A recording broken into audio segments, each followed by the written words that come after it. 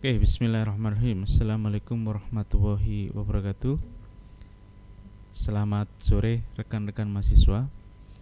Melalui video kali ini saya ingin membahas mengenai angin gitu ya. Melanjutkan pembahasan materi fisika lingkungan. Pada pertemuan sebelumnya kita sudah mengetahui konsep lingkungan udara gitu ya. Di sana sudah disebutkan bahwa angin itu bergerak karena adanya perbedaan tekanan gitu ya. Jadi dengan adanya perbedaan tekanan itu akan memunculkan gaya gitu ya. Nah, nanti gaya itu akan mendorong angin ya dari satu tempat dengan tempat yang lain yang memiliki perbedaan tekanan gitu ya. Sekarang kalau kita lihat lebih detail lagi, angin itu adalah udara yang bergerak gitu ya, secara paralel dengan permukaan bumi gitu ya. Jadi angin itu adalah udara yang bergerak secara paralel. Lah kalau aliran secara vertikal gitu ya, berarti kita sebut sebagai arus udara, adanya arus udara gitu ya. Nah, penyebabnya adalah ini, perbedaan suhu yang mengakibatkan adanya perbedaan tekanan. Jadi kenapa muncul perbedaan tekanan? Ya, jadi pertanyaan seperti itu. Maka itu diakibatkan oleh adanya perbedaan suhu. Ya, jadi satu tempat dengan tempat yang lain itu kita sudah mengetahui pasti ada perbedaan suhu gitu ya. Misalnya siang dan malam di suatu wilayah, ya perbedaan waktu itu juga akan mengakibatkan suhu permukaan bumi itu berbeda dari satu tempat dengan tempat yang lain. Akibatnya tekanannya juga berbeda. Nah, dengan adanya tekanan yang berbeda ini, maka akan terjadinya gerakan udara yang kita sebut sebagai angin gitu ya. Nah, bagaimana hubungan antara suhu dan tekanan itu ya? Mungkin ini saya akan mengilustrasikan ada angin laut ya. Misalnya di sini ada daratan gitu ya. Daratan, kemudian di sini ada laut gitu ya. Ini pada siang hari ya. Pada siang hari yang terik ini. Nah, material cairan gitu ya. Material cairan ini menyerap panas dari sinar matahari ini lebih lambat dibandingkan dengan daratan atau tanah gitu ya. Nah, sehingga pada kedua titik ini, kedua lokasi ini antara daratan dan lautan itu daratan memiliki suhu yang lebih tinggi ya. Suhunya lebih tinggi. Kemudian laut itu suhunya lebih rendah ya. Nah, dengan adanya suhu tinggi pada permukaan daratan ini, maka udara di atasnya ini ya, dia akan mengalami pemuaian atau istilahnya adalah dia mengembang. Nah, kalau mengembang ini berkaitan dengan volume yang membesar gitu ya. Volume yang membesar lah. Akibatnya apa? Dengan udara yang mengembang ini, maka massa jenisnya akan mengecil ya. Jadi faktor massa jenis ini yang mengakibatkan di atas daratan ini akan terangkat ke atas gitu ya. Nah, karena massa jenisnya kecil, mengecil gitu ya. Sehingga di sini ya mengalami kekosongan udara ya, atau di sini memiliki tekanan yang lebih rendah gitu ya. Nah, di sisi yang lain di sekitarnya, misalnya di laut itu, ini tekanannya lebih tinggi dibandingkan dengan daratan tadi. Nah, sehingga di sini terjadi kesetimbangan ya, udara yang tekanan tinggi ini akan mengisi kekosongan yang ada di daratan ini. Sehingga di situ ada peristiwa terjadinya aliran udara. Gitu ya. Nah, di sini akan mengalir dari tekanan yang tinggi menuju ke tekanan yang rendah. Nah, ini yang kita sebut sebagai angin. Nah, di sini kita sebut sebagai angin laut gitu ya. Karena datangnya dari laut gitu. Nah, sebutan yang lain ini kita sebut sebagai angin horizontal. Nah, horizontal gitu ya. Nah, ketika dia terangkat ke atas, maka di bagian sini ini yang di laut tadi ya juga mengalami kekurangan gitu ya, sehingga ada aliran ke bawah seperti ini mengisi kekosongan. Nah ini juga akan bergeser ke kanan gitu ya. Nah ini akan terangkat tadi. Nah sehingga ada siklus seperti ini gitu ya. Nah aliran udara yang bergerak ke atas gitu ya, arah vertikal ini kita sebut sebagai angin vertikal gitu ya, atau sebutannya yang lain adalah arus udara secara vertikal gitu ya. Nah berarti dengan demikian di sini ada hubungan antara suhu dan tekanan gitu ya. Jadi dengan adanya suhu yang tinggi ini akan mengakibatkan di titik itu tekanannya lebih rendah, sehingga ada aliran udara dari tekanan tinggi ke tekanan yang lebih rendah gitu ya. Nah di sini pada pembahasan mengenai angin itu sangat berkaitan sekali dengan tekanan gitu ya, sehingga ada dua prinsip yang dipegang di sini. Yang pertama bahwa membahas tentang arah angin gitu ya. Nah sebentar ini. Nah membahas tentang arah angin. Saya hapus dulu itu tadi.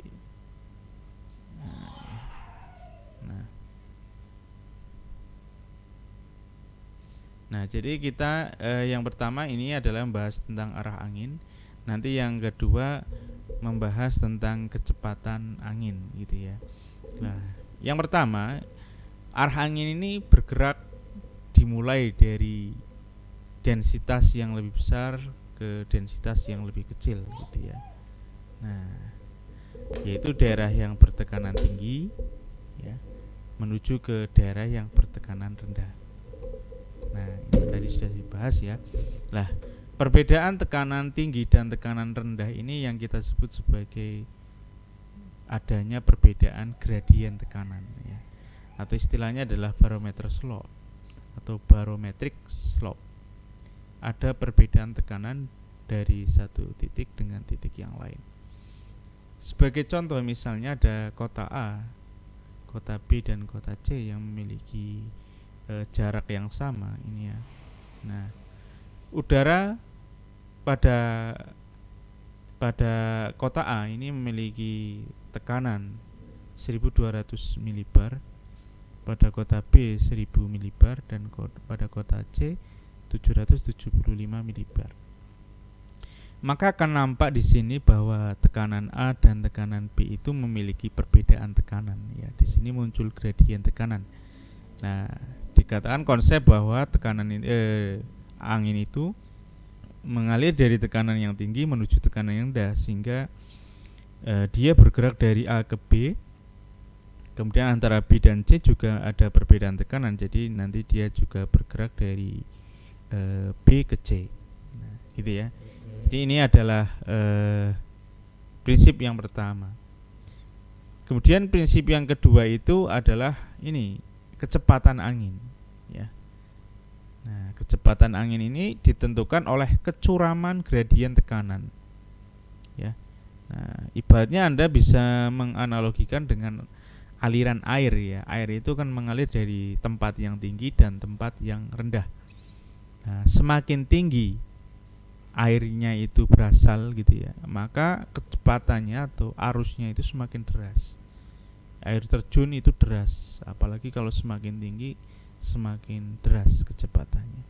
Lah, ungkapan perbedaan ketinggian ini kalau kita berbicara dengan angin itu bisa disamakan dengan perbedaan tekanan.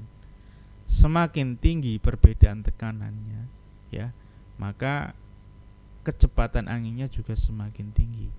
Ya, istilahnya di sini adalah gradien tekanan curam, gitu ya. Nah, sebagai contoh misalnya tadi kita sudah melihat ini ada kota A, kota B dan kota C memiliki tekanan yang berbeda. Nah, kalau kita lihat ya antara kota A dan kota B ini perbedaan tekanannya atau gradien tekanannya atau barometric slope-nya adalah 200 gitu ya, milibar gitu ya. Kemudian yang ini adalah 1000 dikurangi 775, 225 milibar. Nah, angin memang bergerak dari A ke B, kemudian dari B ke C. Nah, di sini ada aliran ya antara ini, katakanlah kecepatannya adalah AB. Kemudian di sini kecepatannya adalah BC. Nah, kalau kita lihat ya, ini perbedaan tekanannya yang lebih besar adalah yang dari B ke C. Nah, maka kalau kita simpulkan di sini, ya ini arusnya lebih kencang ya. Nah, arusnya lebih kencang, anginnya lebih kencang. Ya. Nah, jadi bisa dikatakan kecepatan aliran yang dari B ke C itu lebih besar daripada kecepatan aliran dari A ke B. Ya, ini karena faktor perbedaan tekanan. Nah, kalau perbedaan tekanannya itu tidak signifikan, mestinya tidak terlalu besar gitu ya. Nah, maka kita sebut sebagai angin yang dalam keadaan tenang gitu ya, atau calm. Ya. Jadi terjadi jika perbedaan tekanan antara daerah itu adalah 0 atau mendekati 0. Jadi mungkin yang logis itu adalah mendekati 0 ya. Jadi mendekati 0 itu ya kecil sekali. Itu mungkin kalau tempatnya berdekatan ya, 1 meter dengan 2 meter gitulah. Itu kan perbedaannya enggak signifikan. Nah, maka di situ bisa dikatakan tekanannya sama atau tidak ada aliran udara. Nah, gitu ya. Kemudian angin ini akan berhembus sejajar dengan isobar ya. Jadi isobar ini adalah suatu garis yang menghubungkan lokasi satu dengan lokasi yang lain yang memiliki tekanan sama. Mungkin ini akan Anda temui kalau Anda membaca peta cuaca gitu ya. Jadi ada garis-garis satu wilayah dengan wilayah yang lain. Itu kalau dikasih keterangan misalnya tekanan gitu ya, maka itu kita sebut sebagai isobar. Nah, kemudian faktor-faktor ya apa saja yang mengaruhi gerakan angin? Yang pertama adalah perbedaan tekanan, tadi kita sudah menyinggung. Yang kedua adalah ada gaya lain ya, yaitu gaya Coriolis. Kemudian yang ketiga nanti ada friction atau gaya gesek gitu ya. Nah, kita bahas yang nomor 2 karena nomor 1 kita sudah menyinggungnya ya. Gaya Coriolis ya, ini. Gaya Coriolis ini kalau Anda belajar di fisika dasar itu adalah gaya semu yang diakibatkan adanya rotasi bumi. Nah, gaya semu ini akan membelokkan arah angin gitu ya. Nah, jadi gaya Coriolis ini berfungsi membelokkan gitu ya. Nah, bagaimana ilustrasinya ini? Kalau kita ingat kembali ya mengenai konsep ilustrasi gaya Coriolis ini. Jadi kalau misalnya antara posisi A dan posisi B saya melempar benda dari A ke B dalam keadaan diam ya. Jadi antara A dan B ini dalam keadaan diam saya lempar. Nah, ini maka lintasannya itu akan berupa garis lurus. Gitu ya. Nah, tapi kalau antara A dan B ini diputar ya, ada rotasi nih. Ada rotasi misalnya arahnya searah jarum jam seperti ini.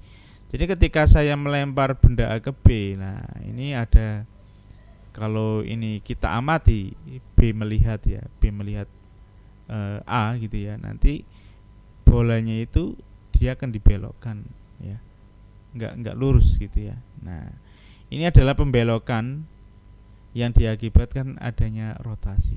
Nah, kita sudah mengetahui bumi kita itu berotasi.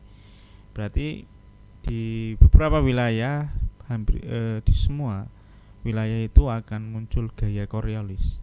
Nah, kalau ditanya di mana gaya Coriolis yang lebih besar gitu ya, yaitu Anda akan mengamatinya ya ketika berada di daerah kutub gitu ya.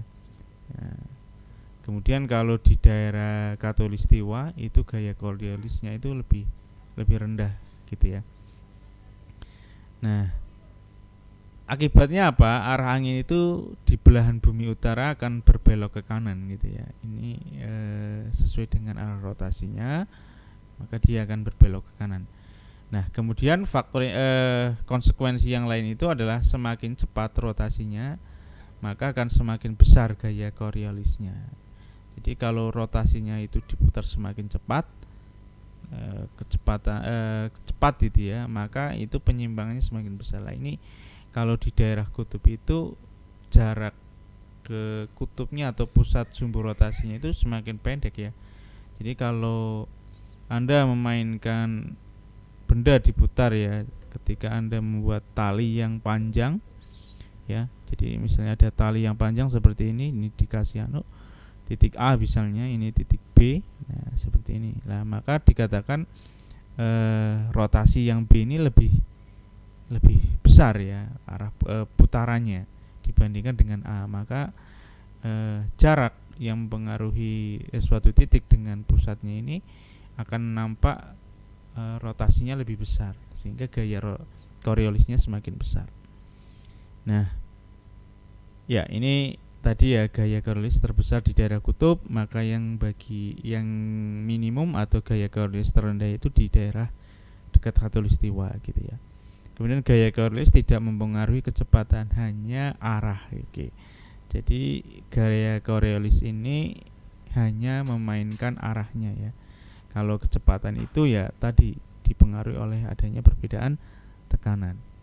Kemudian yang tiga adalah friction atau gaya gesek ya, gaya gesek angin. Jadi gaya gesek angin lebih besar di titik-titik yang dekat dengan permukaan bumi dan akan berkurang seiring dengan ketinggian. Oke, mungkin ini Anda sudah memahami ya. Jadi semakin dekat dengan permukaan, pasti di situ banyak sekali rintangan dari gerakan angin ya, sehingga frictionnya semakin besar ya kalau dekat dengan permukaan, dan semakin berkurang seiring dengan ketinggian. Kemudian gaya gesek juga bergantung pada permukaan bumi ya. Jika permukaannya datar smooth, maka efek gesekan itu kecil ya. Nah, di padang pasir dan di pemukiman itu gaya geseknya lebih besar di pemukiman ya. Jika permukaannya kasar, maka gaya geseknya besar di pemukiman. Efek dari gaya gesekan ini ya, satu, kecepatan angin di permukaan bumi tidak sama dengan perkiraan dari gradien tekanan ya. Jadi tekanan itu nggak melihat kondisi pemukiman mungkin gitu ya. Nah, jadi kecepatan angin ini di permukaan bumi tidak sama dengan perkiraan dari gradien tekanan ya. Nah, kalau kita fokusnya ke gradien tekanan ini harusnya segini, tapi karena kondisi geografisnya berbeda, nah ini akan mempengaruhi laju kecepatannya. Kemudian menyebabkan angin tidak sejajar dengan isobar ya, tergantung letak geografis gitu ya. Mengurangi kecepatan angin dan gaya Coriolis. Ya tadi kan gaya gesek ini juga mempengaruhi terhambat ya, jadi kecepatan anginnya berkurang. Nah ini kalau kita hubungkan dengan gaya Coriolis, nanti kita akan lihat yaitu yang ini ya, keseimbangan geostrofik gitu ya. Jadi angin yang terbentuk karena adanya kesetimbangan antara gaya gradien dengan gaya Coriolis. Oke, kita simak gambar berikut ini. Jadi ini yang horizontal ini ya, garis ini. Nah ini yang kita sebut sebagai isobar ya, garis isobar. Nah seperti ini. Nah jadi mula-mula itu ini kalau kita amati ya. Nah ini saya ganti merah dulu. Nah jadi titik yang pertama ini 912, kemudian ini nilainya berkurang gitu ya. Nah maka udara mengalir ke sana. Ini udara mengalir tegak lurus dengan isobar gitu ya. Nah, kemudian karena adanya faktor gaya Coriolis gitu ya. Nah, gaya Coriolis ini, nah, maka akan memunculkan resultan atau munculkan arah angin baru gitu ya. Nah, ini yang kita sebut sebagai kesetimbangan geostrofik nantinya. Nah, pada kondisi tertentu lah ini ya, posisinya sejajar seperti ini ya.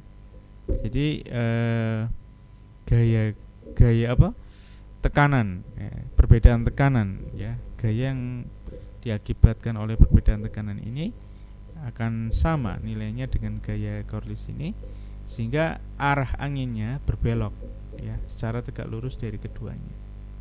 Nah, pada saat gaya gradien dan tekanan setimbang gitu ya dengan gaya Corliss, maka resultan yang terbentuk adalah vektor angin yang tegak lurus terhadap keduanya. Hasilnya adalah angin geostropik yang mengalir sejajar dengan isobar. Nah, ini ya. Jadi ketika mereduksi ya gaya dari perbedaan tekanan itu kan muncul gaya tekan gitu ya, gaya tekan yang mengakibatkan angin bergerak lah. Itu kalau pada suatu titik ya, pada suatu wilayah tertentu di mana gaya Coriolisnya itu menyeimbangkan ya gaya dari perbedaan tekanan tadi, maka akan muncul ya angin geostropik yang arahnya tegak lurus keduanya dan sejajar dengan isobar gitu ya. Nah, kemudian untuk selanjutnya ada tugas, silakan ini tugasnya adalah jelaskan macam dan jenis. Jadi Anda nanti saya suruh di situ nanti sudah saya berikan apa materinya, silakan pelajari mengenai jenis dan macam angin gitu ya. Nah, jadi silakan Anda pelajari, kemudian Anda ungkapkan kembali hasil pemahaman Anda ya. Ya, silakan menggunakan metode kayak apa, yang penting jangan dibuat teks di Word kemudian kumpulin, jangan. Tapi saya ingin Anda itu bercerita langsung, entah itu pakai metode seperti apa gitu ya. Nah, nanti bisa di-upload di media apa Anda, YouTube atau sebagainya. Kemudian saya beri linknya melalui email, atau Anda kirim langsung ya hasilnya itu ke email ini ya. Ini nanti akan saya masukkan di nilai apa tugas untuk UTS-nya ya. Nah, nanti email tolong dikasih keterangan, kemudian subjeknya dengan format seperti ini biar beda dengan tugas-tugas yang lain. Oke, mungkin itu saja yang dapat saya berikan untuk materi hari ini. Sekian, wassalamualaikum warahmatullahi wabarakatuh.